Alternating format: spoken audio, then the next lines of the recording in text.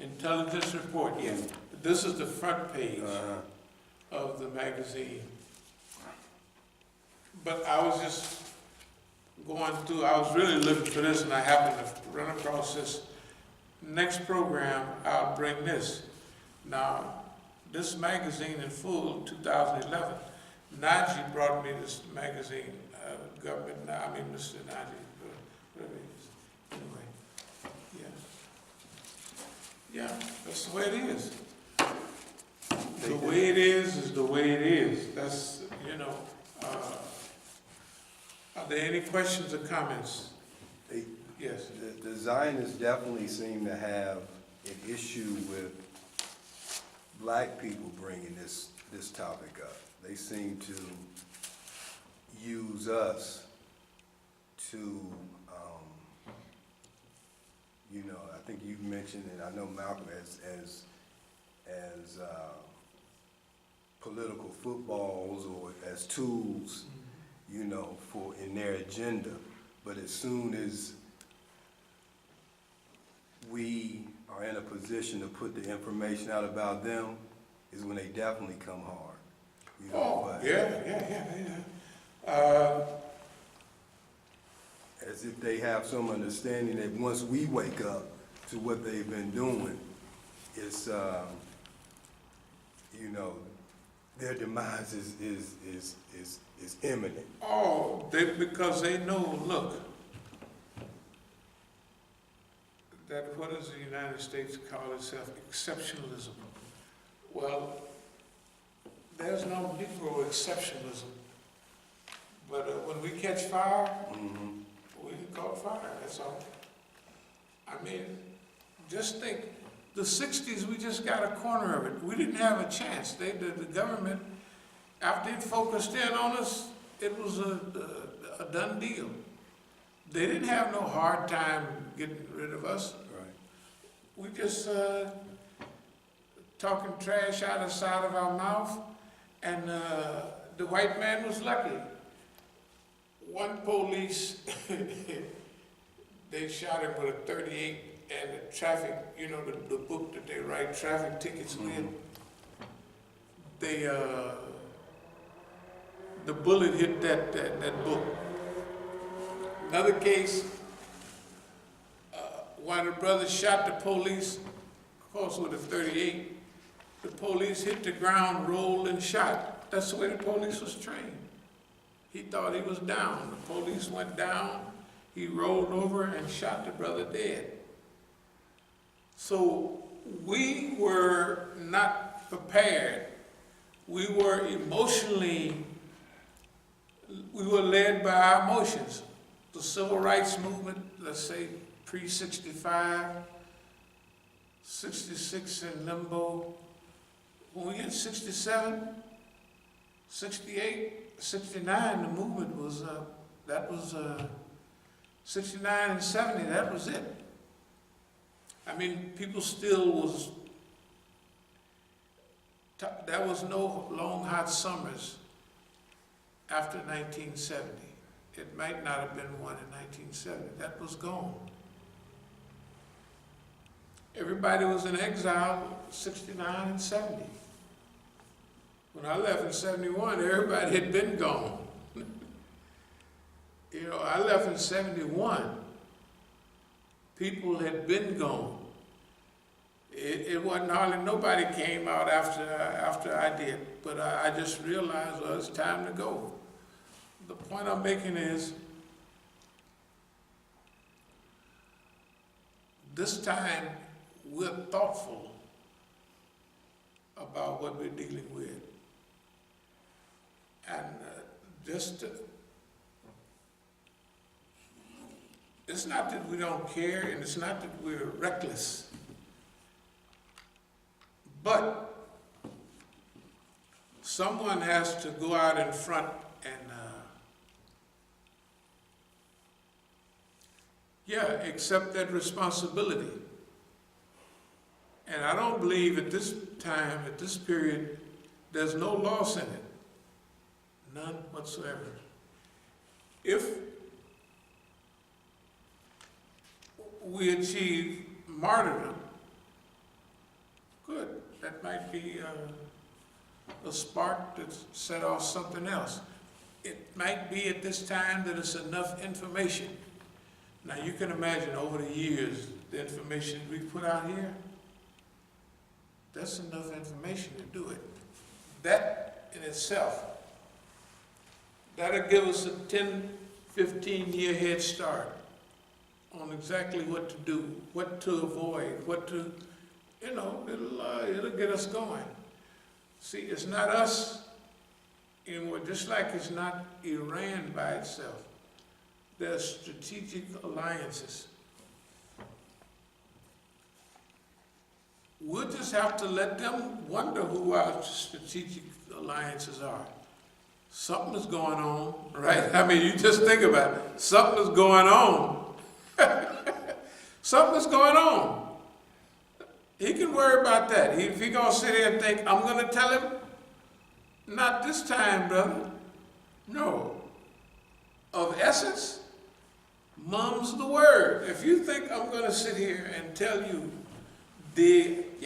all this, that's fine. That's wonderful. That's wonderful. Although it's true, there's something else going on. There's something else going on. And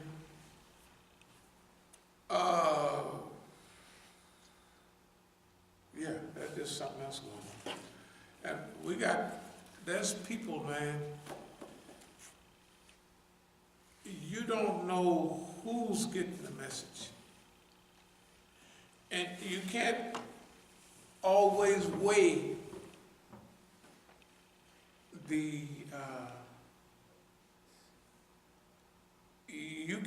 it's not that type of quantity where it weighs 5 pounds or it weighs 50 pounds. Some of the things have serious weight to them. Some of them have nothing. So, the last thing I would like to say on that issue is that next year I'll be 75, personally. And I can't lose. Personally, I can't lose. I cannot lose. I'm 74 years old. I can't lose. People didn't make it out of their 20s. Some out of their teens. They killed one little boy, 12 years old last year, a couple of years ago. They just blew him away. So I can't lose. I don't have exactly no sleepless nights. None. I woke up the other night in the middle of the night and I just took notes down. And I said, yeah. Because the old white man was doing something in the middle of the night. I said, oh, no, buddy. Yeah. Can you see the top there, 3 a.m.? Can you see that? On the 18th. Dream attack. I'm telling you, this is what I wrote it here, so I must admit it. How to message. It's a new frontier. In other words, it's a dream attack. I got all this stuff on the side of my head right here. I can feel this there.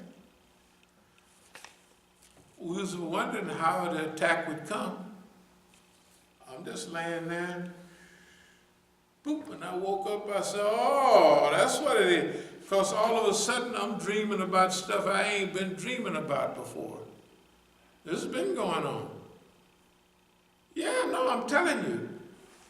You cannot, look, half the doctors over there is Zionists, the Jews, and the Muslims. Like that girl walking around over there at the hospital with hijab on, I wouldn't no more trust her than the man in the moon. And she looking at me stupid I'm glad you said that. Yeah. Because when I went there and was looking for you, right. She had the meanest look on her face. Yeah.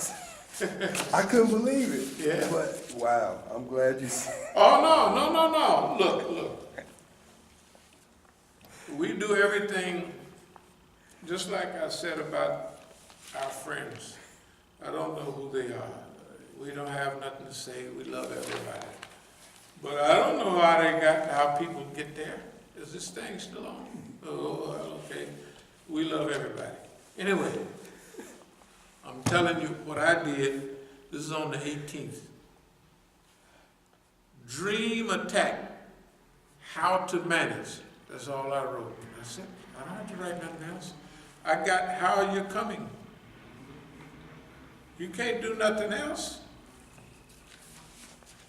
All them old dumb dreams. That's what am I having these dumb dreams for? Oh, it's a dream attack. That's all. So now, I better not even start dreaming about something stupid. Well, I'm waking up. That's what I do right now. I wake straight up and pull out my pen and start writing. You trying to pull a cracker? You must be a fool. That's what it says right here. If nobody believe it, just want to read it. Can you see it? It says dream attack. Can you see that from way back there? It says dream attack. 3 a.m. That's what it says. Dream attack. Designers know me, I know them. And they, look, psychological warfare, they finish. Whether, I'm going to tell you this, I got to tell you before. Remember I was walking around, my arm was like, it was, limp. That was a 6-month job to get that boy back together, right? Tell the truth, it's something like that. You couldn't get it together in 3 days. So my homeboy called me from Iran, Tattletale. He's a nice guy. So he says, because I talked to him before, and I keep the dates, and I tell everybody what I want to tell them. I say, yeah, man, I'm losing upper body strength. Remember I was telling you I had to figure out whether I told him that before or after the attack. Told him before, here comes so-and-so now. Now I'm losing upper body strength. I know because of push-ups. I know push-ups. I can't do push-ups. I have to do girl push-ups now, right now.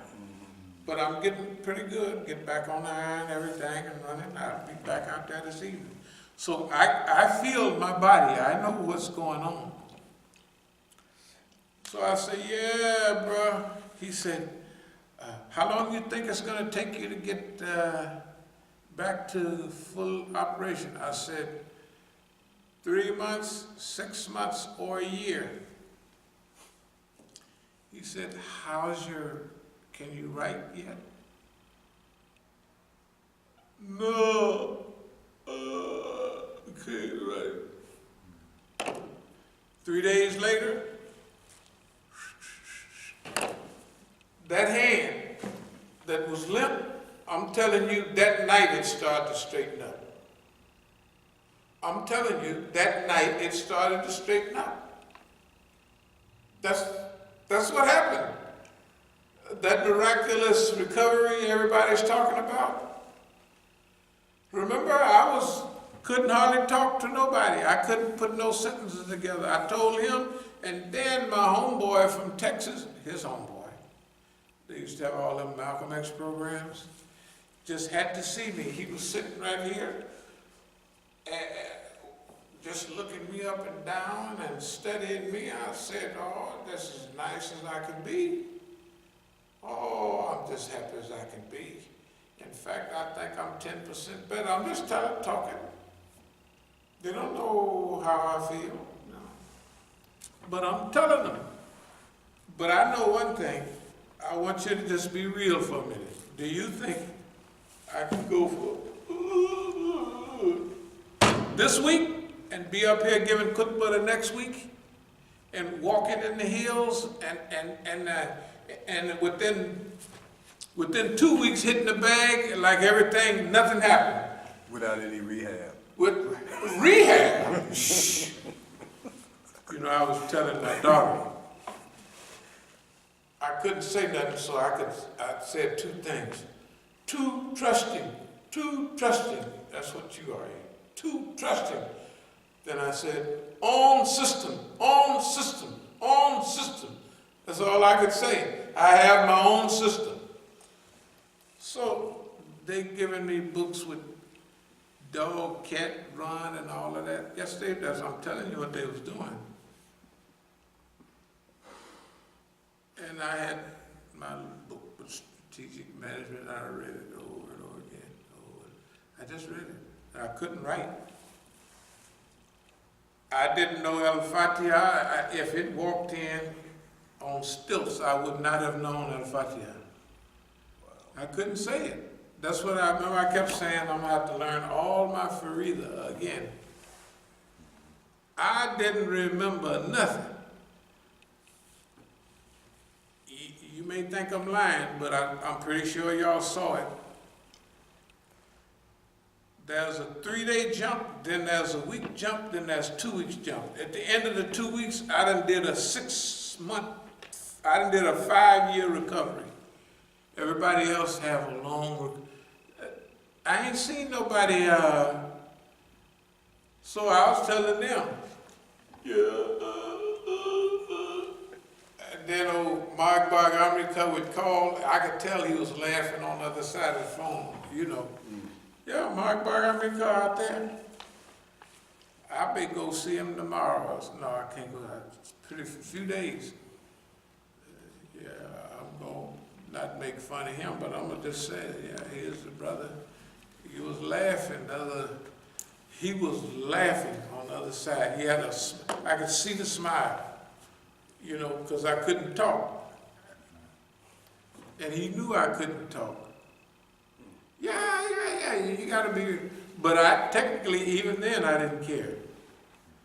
I didn't care, because what was happening and mentally, I said, shoot, you know, right on the money, you just can't talk to nobody about it.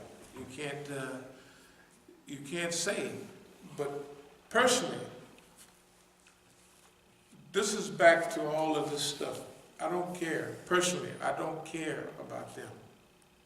I don't care what they do. I don't care what happens in Oakland. I don't care. I have a plan, what I plan to do when I go back out there, maybe a little sooner than I thought, maybe in a couple of weeks or so. I already know what I'm going to do. I already know what I'm going to do. And I pretty much, if I don't do that, I'll take a breather and come back with something else. You know, this Islam is deep. What I'm trying to tell everybody, if this thing is still on, hey, basically, the only reason the white man is kicking y'all's ass is because you're letting him. That's basically the only thing I know how to say. That's basically it. I wish I could say something more flowery, right? That you accepting an ass kicking by somebody that's incoherent. Half the time they try stuff. They're at the end of a lot of their certainty. They throw stuff out and it sticks because we don't wipe it off or clean it off. It's like a white boy said in Latuna, in our clothes. Latuna is a penitentiary in Anderson, New Mexico. Is right on the border. It's called Latuna, the cactus. I mean, it's on the border, like you go on that side of the street, you're in Mexico. So, I was passing through that joint, and when I was coming from McNeil Island with a white boy, one of them hippie white boys, he was a yogi. He was a good travel mate. We was all on the bus. When we go in our cell, we go in the same cell. You know, traveling on the road. So they had another big white boy from the movement, and he could talk to him every now and then. And he was talking about how that guy had kind of given up.